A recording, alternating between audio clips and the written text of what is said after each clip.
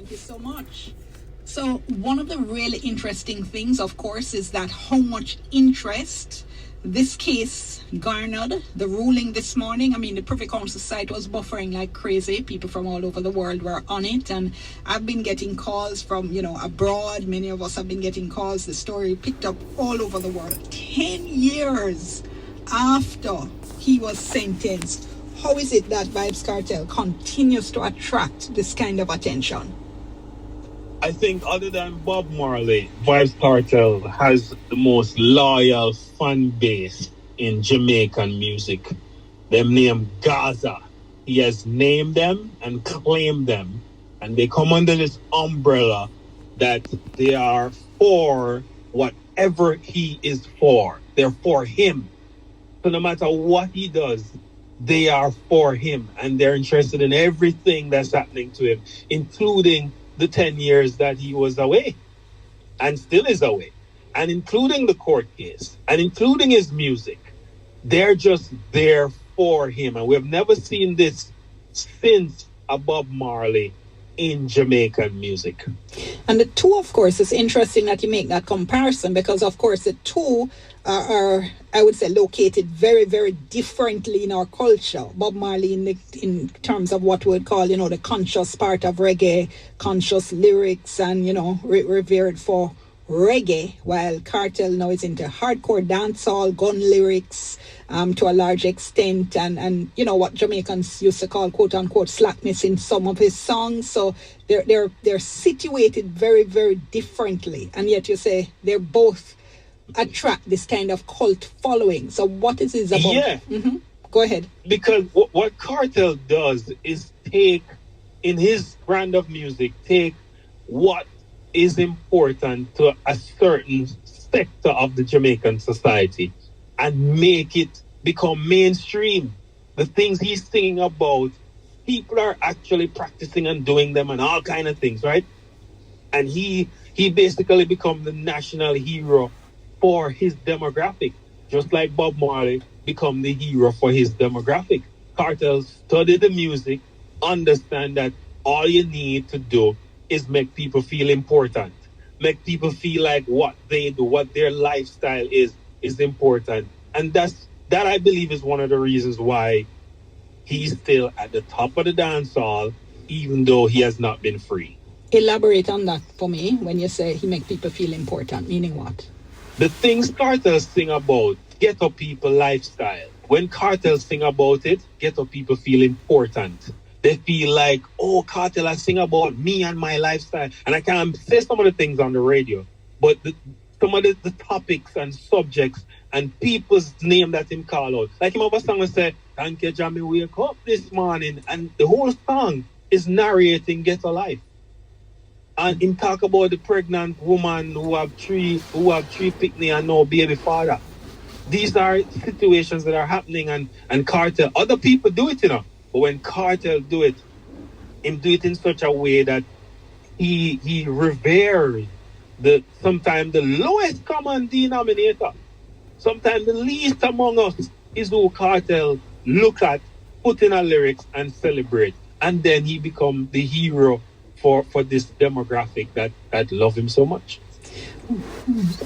Mind you, he has fans in college, he has fans abroad, he has fans everywhere. But Kartel core demographic, the explicit lyrics that Kartel sing is targeted towards a particular feeling and a particular lifestyle. Which is why I was going to next ask you about the global influence now, because one of the criticisms of at least some of our dancehall music is that it now visa, it can't get visa, it doesn't cross over outside of Jamaica, and a lot of what you're describing there sounds very, very Jamaica specific and Jamaica inner city specific. So how then has he managed to catch the imagination and attention of so many outside of Jamaica? Well, Kartel has melody. So he has a song called Fever, which is certified gold in the US for selling 500,000 units. And in the song, he's even singing in Gypsy. This is him studying people and language and flipping and code switching. And that song has sold gold. It has sold 200,000 in the UK. one of the most successful songs out of Jamaica in the last 10 years come from a man that has been behind bars.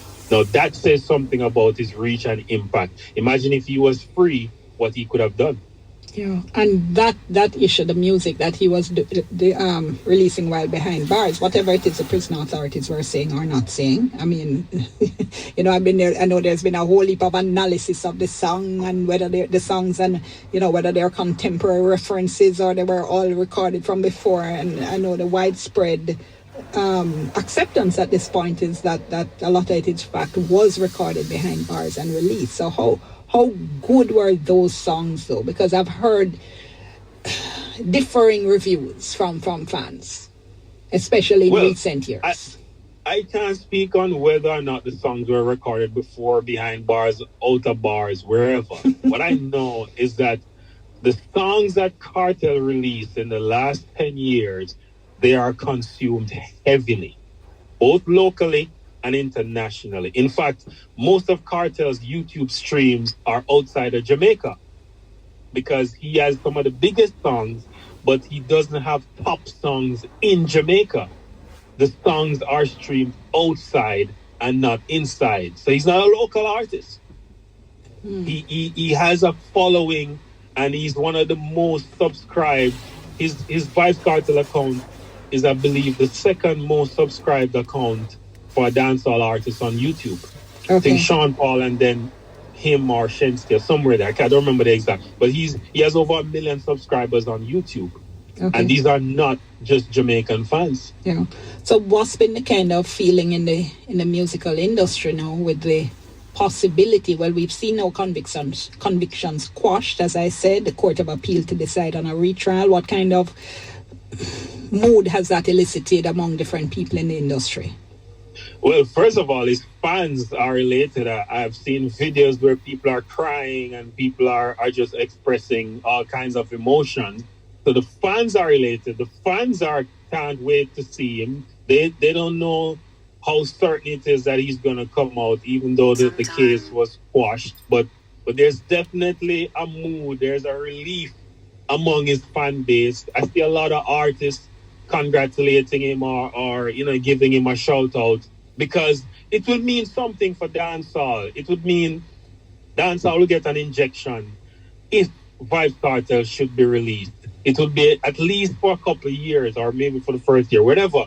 Dancehall will have some attention globally. Today, when the verdict was announced, all kinds of media from all over the world, the BBC, Hot 97, Daily, all kind of media reporting on the case about this dancehall guy.